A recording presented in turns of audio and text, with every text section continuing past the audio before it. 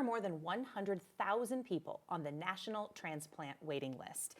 And let's talk about that today. Joining me in about how you can give the gift of life this holiday season is Dr. Marianne Huang, Medical Director of the Transplant Program at HCA Health One Presbyterian St. Luke's. Thank you for being here today, braving the wind. Thank you so much for the invitation. We do a lot of stories around here around donors and recipients. I had not considered the idea of it being a gift you could, I mean, it is a gift. It's the ultimate gift you can give in the holidays. What an interesting time to make a push to talk about this. Right.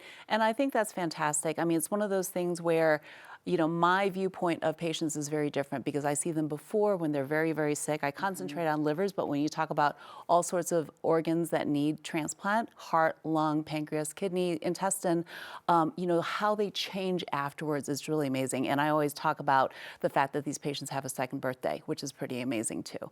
Talk about the need for how many I mean, 100,000 is a huge number. I know in Colorado it's not a small number just in our state alone. Correct. I don't think people understand how many folks are walking around in need of a transplant. Right, and that actually is all transplants, so all organs. And you know, if you look at the numbers for 2025, the number of patients who actually have gotten a transplant so far this year, over 100,000 people are waiting, but it's about 45,000 people who've gotten a transplant, so it's less than half. And so when you talk about the need for organ donors, you know, obviously most donors are actually gifts from with a loved one that is passing, but living donation is also a consideration. Now that's mostly kidney transplant, which I do not do, but my nephrology colleagues actually, you know, do a big push. And oftentimes there are family members, but certainly the gift of strangers is actually always one of those things that is always welcome. You talk about the difference between living donation, deceased donation. So let's talk about living donation, because these are the stories we get to see and meet the donors, again, in the kidney space specifically. Right. I have met people who need a transplant who are going out rather than sitting and waiting on a list that may never end, going out and actively looking for their own. And they so often have these beautiful stories. What do you think is the barrier to people saying, okay, I volunteer? I mean, I get it. It's a huge major surgery. But like people overcome that all the time, and I've never met a donor who regrets it, ever. Yeah, and I mean, it is really amazing in terms of that I don't want to say it's a sacrifice, but it is truly a gift when you talk about donating one of your organs. You know, I think there's a lot of misconception. I think a lot of the stories that came out this year in terms of donors, I think there's a lot of urban legend that happens when you talk about when you talk about donation.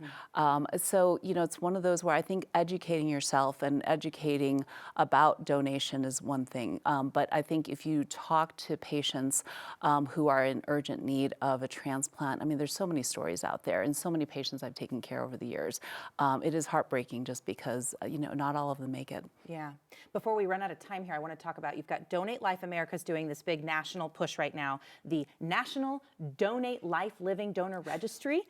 That's a lot of words to say. It is a lot of words, yeah. Go find some info, maybe get your name on this list, right? What's the goal during the holiday season? I mean, I think just increase the donation awareness, just understanding that in this time of giving, you know, it's not just physical gifts, but also giving people their lives back.